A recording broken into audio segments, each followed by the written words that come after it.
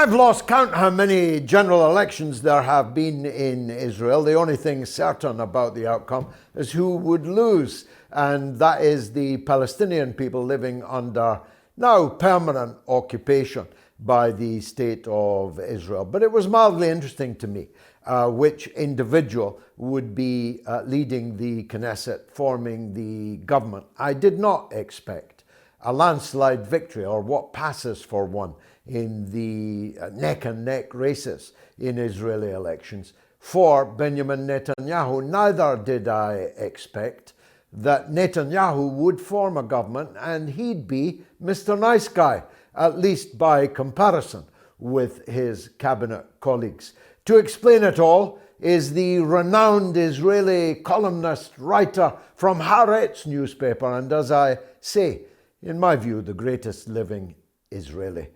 He is, of course, Gideon Levy, and he joins us now. Is it unremitted bad news from the election, Gideon, or were there any rays of sunshine visible on the horizon? I wouldn't say a sunshine. Good evening, George. Thank you for having me. I wouldn't say sunshine, but it's not total darkness, because what happened now, that maybe the masquerade is over. Once Israel will present its new government, the real face of Israel will appear, and nobody will be able to claim that Israel is the only democracy in the Middle East, that Israel is a democracy, that Israel is practicing the values of the West, that Israel is the outpost of the West. I think that the results of those elections are not as tragic as some of my friends see them, because they had torn all the masks. And here we are, and that's the real face of Israel.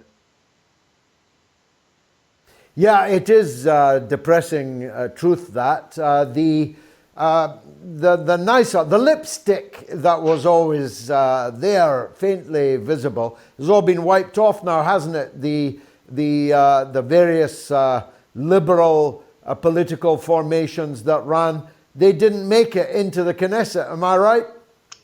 No, it's worse than this, George, because for many years now, what is called the Zionist left was the nice face of Israel, but it was a fake face.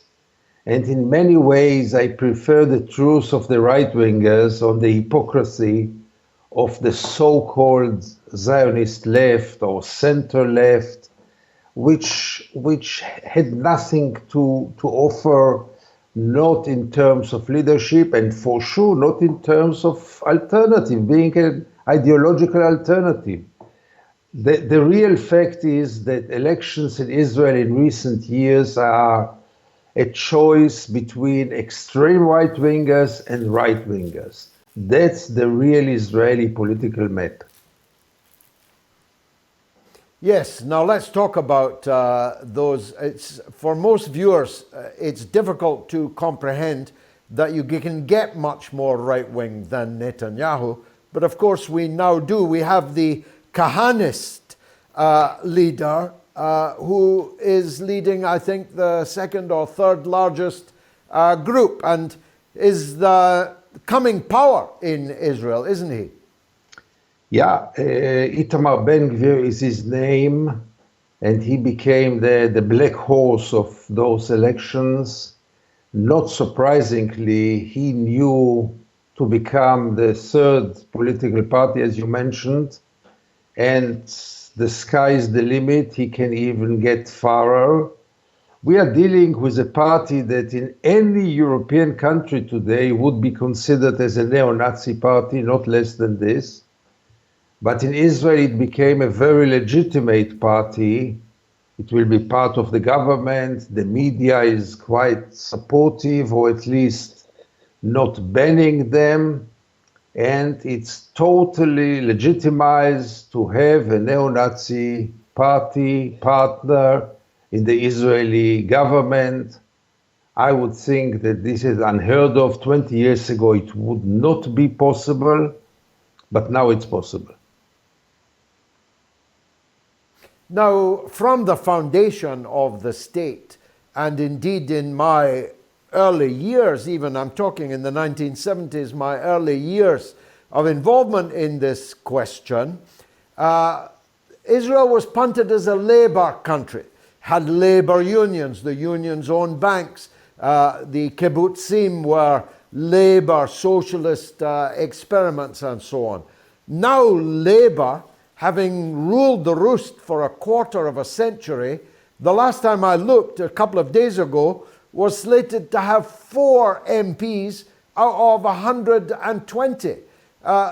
What next for them? Look, they lost their way, they lost the leadership, and I think justice prevails in sending them to the bin of history. They used to be over 50 seats 30 years ago, and they hardly made it this time when their partner Meretz, which is a little bit more to the left, even didn't make it and stayed outside the parliament. Those two parties had a quite impressive past, but a very disturbing present in which they really lost their way. It's very hard to understand what do they stand for, what is their attitude toward the Jewish supremacy in Israel, what is their attitude towards building more settlements and maintaining the occupation. And as such, I don't think it's a great loss that they didn't make it or shrink to such ridiculous sizes. So they've been PASOK'd effectively. They will now disappear, Right. which, of course, as recently as Rabin and so on, was unthinkable. It is a remarkable tectonic shift in Israeli politics, where Netanyahu will be the moderate, neo-Nazi parties, as you described them, will be in the cabinet. That's going to be tricky for all these social democrats around the world who have, for a variety of reasons, had to pledge their unending allegiance to the state of Israel. Or is it? Will they just adjust, in your view? I'm afraid so. The past told us that the EU and the United States are accepting almost everything from Israel and tolerating everything from Israel. Maybe there will be some condemnations. President Biden didn't call yet Benjamin Netanyahu to wish him good luck. But I think this is just rhetoric. By the end of the day, they will accept any Israeli government. They will support any Israeli government. They will finance any Israeli government. And they will arm any Israeli government, at least for the short future. Maybe for the long run, we will face a different international reality. But for the short run, I don't see the world putting sanctions about Israel or taking any measures that should have been taken years ago. Now, you and I both know, but not everybody knows, that the so-called peace process is dead and buried now. If it was not dead before, it's 6 feet under now as a result of the election result. There can be no pretense anymore that a two-state solution, as envisaged at Oslo, which I supported, I freely confess to that error of judgment. The peace process is over. So what's the rhetoric now, Gideon? That's the point, that there is no rhetoric. The Palestinian problem, the Palestinian issue is off the table, was deleted from the public discourse in Israel. People think that if they don't look at the elephant in the room, the elephant will not exist, will disappear. There is no public debate about what to do with the Palestinian question, and therefore there are no solutions Nobody deals with it. The world is sick and tired and has different issues to cope with, like the war in Ukraine, like environment, and like immigration. And the Palestinians, again, as you rightly said in your introduction, are those who will pay the price as usual. Now let me switch direction slightly. We both know, last time we met, I think we discussed it on a shared platform in Kazakhstan. There's always been a complex relationship between Russia and Israel, and that has been reflected up till now in the Ukraine imbroglio. Israel has not wanted, for a variety of reasons, including Syria and so on, to throw its lot entirely in with the West and the Americans and NATO against Russia. But this new government now, what will their attitude be to that? I think that in this point of view, there will not be major differences. Netanyahu, for sure, will try to maintain good relations as much as possible with Russia. He is the architect of building the good relations with Vladimir Putin and with Russia. And I think he will try to keep it as much as possible. The question is, what price will Israel pay for its unclear, vague choice in which Israel tries to gain both worlds and to be friendly with Ukraine and not to betray Russia. Usually what happens in those situations is that finally you lose both. But time will show if Israel will be able to continue to juggle, because what we are doing now is juggling between Ukraine and Russia. Netanyahu definitely will try to continue this.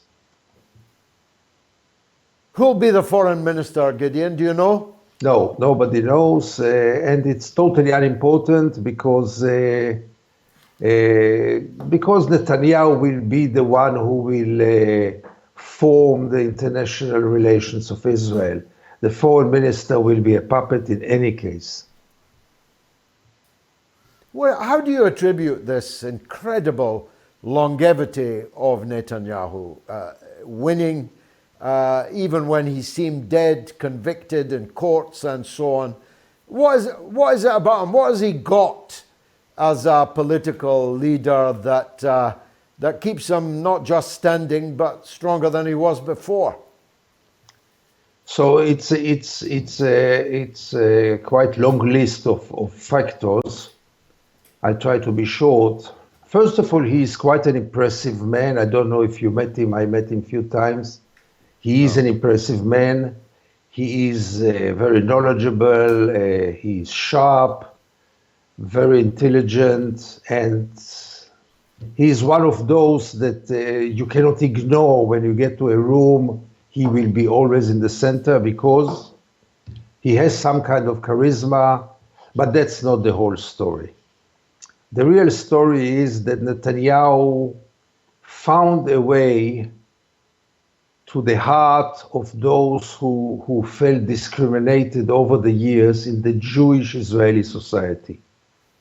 Unlikely labor, who was always perceived as arrogant and as quite elitistic, Netanyahu, who comes from a very elitistic background and very privileged background, still found a path to the heart of those who were always discriminated, namely the Jews from Arab states, who are a majority in Israel.